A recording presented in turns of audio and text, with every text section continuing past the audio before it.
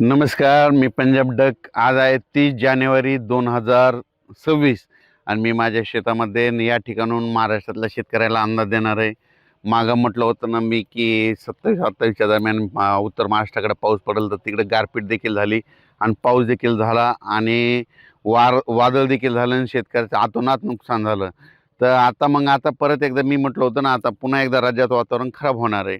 तर मग हे कधी होणार आहे? तर त्या अगोदर माझा शेतकऱ्याला विनंती आहे की तुमचं ज्यांच्याकडं तूर असल, कोणाचा हरभरा काढायला आलेला असेल, तर मका काढायलेली आले असेल, तर त्या सर्व शेतकऱ्याला सांगू इच्छितो की हा अंदाज लक्षात घ्यायचा. तर राज्यामध्ये आज आहे 30 जानेवारी 2026 आणि येणाऱ्या 3 तारखेला म्हणजे 3 फेब्रुवारीला, म्हणजे फेब्रुवारीच्या पहिल्या आठवड्यात 3 फेब्रुवारी, 4 फेब्रुवारी आणि 5 फेब्रुवारी दरम्यान राज्यात परत एकदा वातावरण खराब होणार आहे.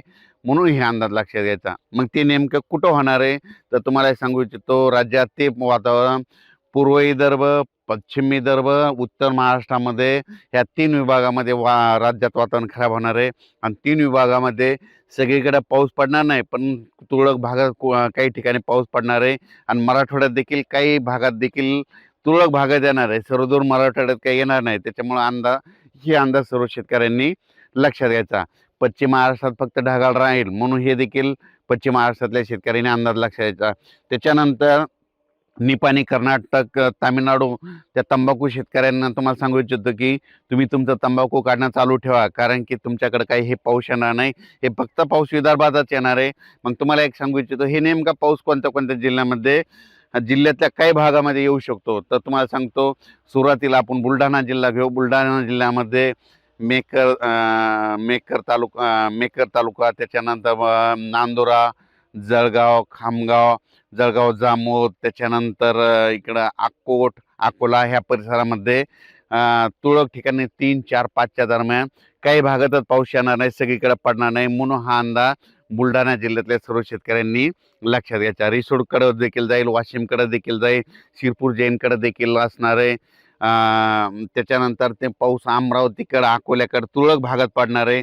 त्याच्यानंतर वर्ध्याकडं तुरळक भागात राहील, वर्ध्याकडं तुरळक भागात राहील, नागपूरकडं तुरळक भागात राहील, चंद्रपूरकडं निस्ता थेंब येतील, चंद्रपूरकडं यवतमाळ भागामध्ये तुरळक भागामध्ये जिल्ह्यामध्ये कुठंतरी थेंब येतील. म्हणून हे यवतमाळ जिल्ह्यातल्या शेतकऱ्यांनी अंदाज लक्षात घ्यायचा.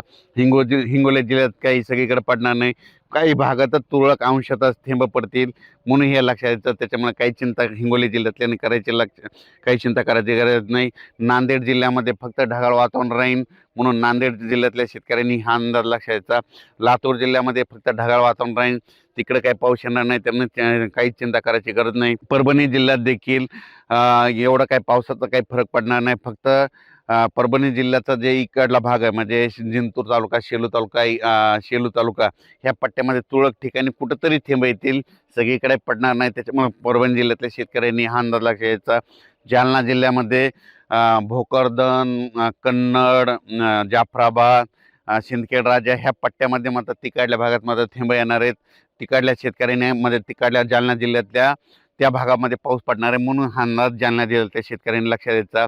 संभाजीनगर जिल्ह्यामध्ये फुलंब्री त्या पट्ट्यात, कन्नड त्या पट्ट्यामध्ये, वैजापूर, गंगापूर त्या पट्ट्यामध्ये तुरळक ठिकाणी पाऊस येणार आहे. म्हणून हा अंदाज संभाजीनगरच्या शेतकऱ्यांनी लक्षात घ्यायचा.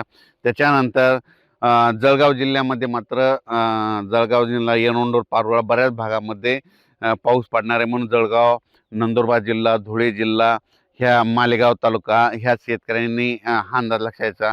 कारण की नाशिक, मालेगाव, धुळे, यावल त्या परिसरामध्ये पाऊस येणार आहे, तुरळक भागात पडणार आहे, सर्वदूर नाही पडणार. फक्त काही ठिकाणी समजा एखाद्या भागात पाऊस पडला तर दुसऱ्या गावाला नुसतं वार येईल. म्हणून हे अंदाज त्या शेतकऱ्यांनी लक्षात घ्यायचा. आपण आपला तूर असेल तर तूर झाकून ठेवण्याची तयारी ठेवायची. त्याच्यानंतर मका असेल तर मग उघड्यावर टाकलेली असेल तर ते झाकून ठेवायची. वीटभट्टीवर उत्पादकांना ह्या 3, 4 आणि 5 दिवस, या 2-3 दिवसाचं वातावरण आहे, म्हणून हे लक्षात घ्यायचं. त्याच्यानंतर आपण पश्चिम महाराष्ट्राकडे वळू, म्हणजे सोलापूर जिल्ह्याकडे निसर्ग ढगाळ वातावरण राहील, सांगली जिल्ह्याकडे ढगाळ वातावरण राहील, कोल्हापूरकडे देखील ढगाळ वातावरण राहील. त्याच्यानंतर सातारा, सांगली, सोलापूर, कोल्हापूर, पुणे देखील ढगाळ वातावरण आहे, म्हणजे 3 दिवस राहील. म्हणून तिकडे पाऊस काही येणार नाही, त्याच्यामुळे काही चिंता करायची गरज नाही.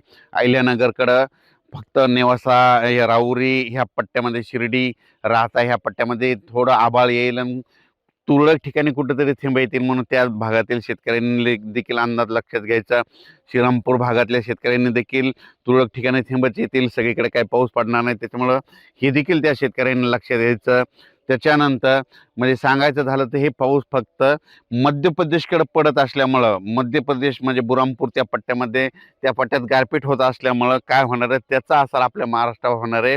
त्याच्यामुळं मध्य प्रदेशचे जे सीमालगतचे जिल्हे आहेत, मग त्याच्यामध्ये जळगाव जिल्हा झाला, नंदुरबार जिल्हा झाला, धुळे जिल्हा झाला, बुलढाणा जिल्हा, घाटाच्या खाली नांदोरा, घाटाच्या खाली, त्याच्यानंतर इकडं परतवाडा, अचलपूर, दर्यापूर ह्या पट्ट्यामध्ये काय होणार, त्या पावसाचा थोडाफार असर होणार आहे. तुरळक भागात पडणार आहे, सर्वदूर काही पडणार नाही. आणि ह्या पावसामध्ये मध्य प्रदेश, बुरहानपूर तिकडल्या पट्ट्यामध्ये गारपीट होईल म्हणून त्याचा असर थोडाफार तरी आपल्या महाराष्ट्रात काही ठिकाणी 2-3 ठिकाणी मात्र गारपीट ह्या 3-4च्या दरम्यान होईल. पण ती कुठं होणार आहे तुम्हाला सांगतो, ती देखील विदर्भातल्या म्हणजे जिथं जिथं डोंगराळ भाग आहे त्या भागातच होईल. जिथं नदीच्या कडीचा जिथं भाग असतो तर त्या पट्ट्यामध्येच होईल, सगळीकडे होणार नाही. त्याच्यामुळे एवढी काही चिंता करायची गरज नाही. तुम्हाला एक सांगू इच्छितो, मागच्या व्हिडिओमध्ये सांगितलं गारपीट सगळीकडे होत नसते, दरवेळेस गारपीट भाग बदलत राहते. म्हणून हा अंदाज सर्व शेतकऱ्यांनी लक्षात घ्यायचा. फक्त हे 3-4-5चा पाऊस फक्त विदर्भातच पडणार आहे. म्हणजे विदर्भात जळगाव जिल्हा, बुलढाणा जिल्हा, अकोला जिल्हा, अमरावती जिल्हा, ह्या अमरावती, वर्धा, भंडारा, नागपूर ह्या पट्ट्यामध्ये तुरळक भागात येणार आहे. त्याच्यामुळं ह्या त्या विदर्भातल्या शेतकऱ्यांनी खास करून आपण आपल्या तुरीचं नियोजन करायचं. तर ह्या आता हे 3-4-5च्या दरम्यान देखील काही भागामध्ये अवकाळी पाऊस येणार आहे. आणि काल परवा जे पाऊस पडला म्हणजे जानेवारीच्या शेवटच्या आठवड्यात उत्तर महाराष्ट्राकडे खूप शेतकऱ्याचं केळीचं नुकसान झालं, तुरीचं नुकसान झालं, कांद्याचं नुकसान झालं.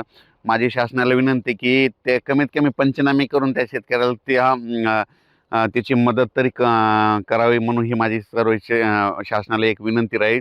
कारण की हे अवकाळीपासून आमच्या शेतकऱ्याचा आलेला घास, ते हातात तोंडाशी आलेला घास मात्र हे निसर्ग ओढून जातो, घेऊन जातो. म्हणून त्यांना कमीत कमी हे ते उत्तर महाराष्ट्रातल्या शेतकऱ्यांना ज्यांचं नुकसान झालं त्यांना मदत करावी. खरीपामध्ये 2025च्या अतोनात पावसामुळे शेतकऱ्याचं अतोनात नुकसान झालं. त्याच्याहून कसं तरी शेतकरी सावरला, त्याच्यामध्ये रब्बीमध्ये राहिलेली पेरणी केली तर त्याच्यामध्ये देखील हे निसर्गानं यांचा शेतकऱ्याचा घास ओढून नेला. म्हणजे माझी शासनाला विनंती आहे की ज्यांचं नुकसान झालं त्यांचे कमीत कमी पंचनामे करून त्यांना तरी नुकसान भरपाई देण्यात यावी. कारण की आता एक तर पीक गेलं, आता दुसरं आशा होती आणि ते देखील निसर्ग ओढून येत आहे. म्हणून हे माझी तळमळ आहे. त्याच्यानंतर राज्याचा हे फक्त वातावरण 3 फेब्रुवारी, 4 फेब्रुवारी आणि 5 फेब्रुवारी दरम्यान राहणार आहे.